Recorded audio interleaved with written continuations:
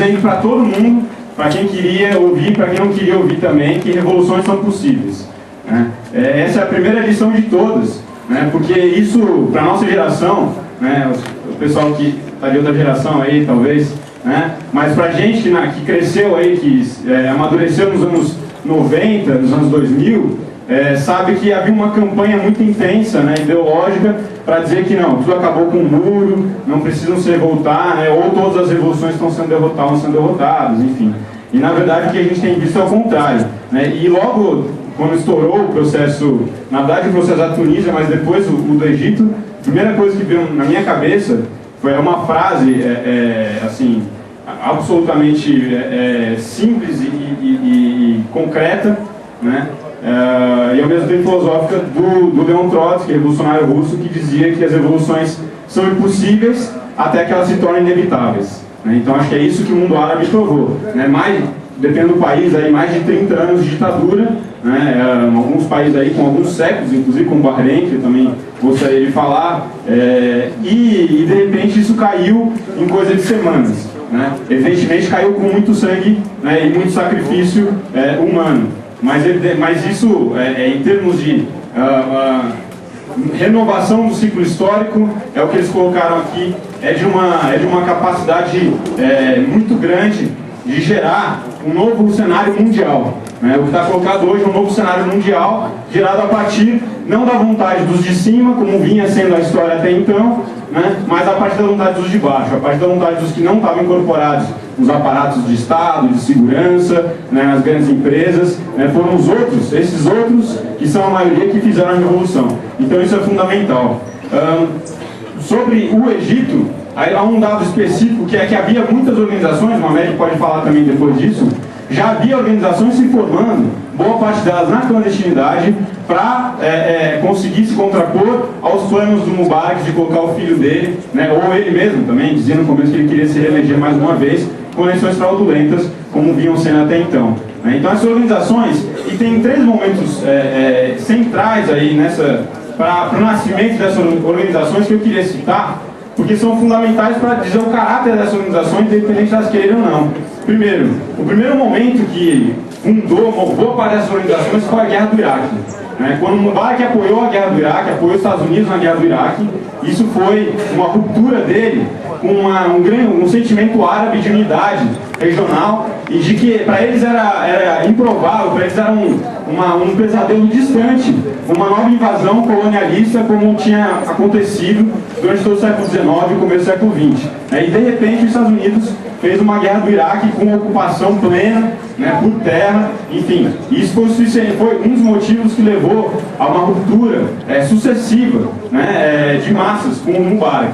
Apesar de não ter se expressado até então. A outra foi a Guerra de Gaza, a Guerra de Israel contra Gaza, sequer uma guerra propriamente, foi uma agressão, né?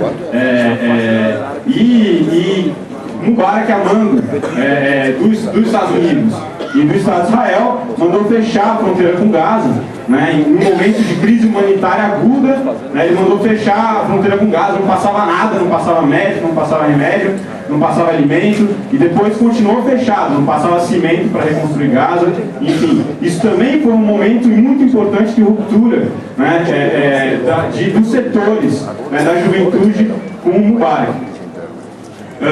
Basicamente, há muitos palestinos no Egito, né, e eles tentaram se mobilizar também nessa época, né, em 2009, e foram também barbaramente reprimidos.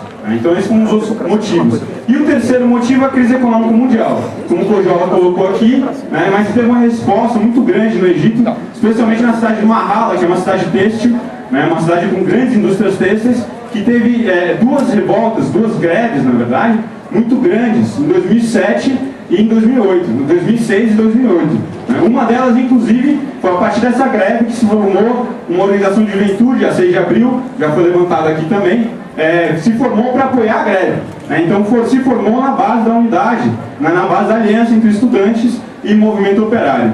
Então isso também é um elemento importante. Basicamente as greves foram vinculadas à crise econômica mundial. Havia um arroxo de salários muito grande, havia a crise dos alimentos, como também o professor Kojola colocou, a alta dos preços. Isso levou a essas mobilizações, também barbaramente reprimidos, com grandes saldos aí de presos, enfim. Né? Isso foi um dos motivos que foi acumulando até a hora da derrota final do Mubarak. Né? Agora, é evidente, eu digo isso para dizer que essas organizações elas já vinham se preparando antes, inclusive elas tinham táticas já inovadoras antes, né?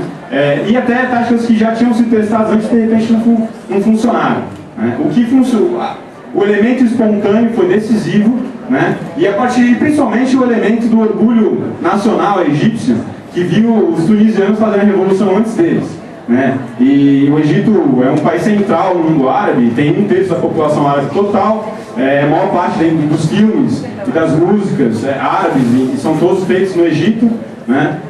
Então eles têm uma noção da responsabilidade deles e além disso também da experiência política que eles têm, né, desses anos todos se enfrentando, como colocou a Isabel, se enfrentando com os regimes ditatoriais e também da própria criação do panarabismo que é ligado ao Egito, né, com Nasser, enfim. Então eles sentiram a necessidade e é aí que explica a espontaneidade. Então um pouco foi espontâneo, eles foram seguindo passos que eles já tinham pegadas, que eles já tinham sedimentado antes nas tentativas de revolta contra o Mubarak e também usaram a experiência que tinham essas organizações, né, na preparação dos atos. Né? Uma parte dessas organizações, inclusive, ainda estava na clandestinidade, mesmo durante o ato, mesmo durante os atos, mesmo com a Praça Tahrir cheia, uma parte dessas direções, dessas organizações nem aparecia, dirigia de longe, digamos. Né? Uma outra parte estava lá também, mas anônima, né? Fazendo basicamente todas as conversas entre a cúpula das organizações via celular. Por que isso? Por aprendizado, né, de todos esses anos combatendo o regime Mubarak. Uma outra parte até dessas organizações estava preparado caso a Irmandade Muçulmana tivesse uma tentativa de tomar o movimento deles. Né? Então eles tinham esferas à direção das organizações que não estavam expostas, que não apareciam para a Irmandade Muçulmana. Então tudo isso é experiência, né, de movimento, tudo isso é experiência, né, que não foi simplesmente um movimento espontâneo, isso não se explica só pela espontaneidade. Né? Então, bom, ali eu não tive tantos percalços assim para chegar lá, né, eu tive alguns, assim, eu passei por 2 piquetes da direita, com aquelas cenas com facão, com revólver, e os policiais do lado olhando. Né, os policiais que, como, né, o professor Mamed colocou, era a principal instituição, a polícia era a principal instituição de sustentação do regime do Mubarak. Né, então, portanto, eram piquetes pró-Mubarak. Mas naquele momento eu consegui entrar. Né, e depois também, como eu fui com um equipamento pequeno e tal, eu consegui passar até a praça também tranquilo, sem ser abordado. Agora, muitos jornalistas foram presos, enfim, vocês conhecem, vocês viram a história toda. Né? E chegando na praça, o que eu vi é que, primeiro, eu cheguei depois do dia dos camelos e cavalos, eu cheguei exatamente naquele dia, mas tive que passar a noite no aeroporto, né? Porque já tinha o toque de recolher, que inclusive está em ação até hoje, né? Não sei como é que... Caiu agora há pouco tempo, de 2 para 5 da manhã, né? Eles reduziram bastante, mas naquela época era das 6 da tarde até às 7 da manhã do outro dia. Bom, em parte ninguém respeita, mas o Khalid Said, que foi o que deu origem a tudo isso, foi espancado porque ele não tinha respeitado no ano passado, né, em 2009. Ah, tá, não, mas agora tá bom. Não, sim, claro. E até o Wael Gonin foi o que criou somos todos Khalid Said no Facebook, né, e foi das páginas de Facebook que mais tinha filiação. Né. Inclusive, quando o Wael Gonin foi libertado, eu estava na praça e era assim, era um abalo sísmico quando ele passava, era um empurra para vê-lo, para beijá-lo e tudo mais, impressionante. Né? E o que eu vi lá foi que eles já estavam se preparando para resistir. Como colocou o professor Mamed, eles resistiram passivamente, é verdade, mas usaram de muita organização, né? E também se prepararam para responder com pedras, enfim, com tudo que eles conseguiam encontrar, organizaram barricadas nos postes, com chapas de metal. Né? Quando eu cheguei pela Talat Hall, que é uma das principais avenidas,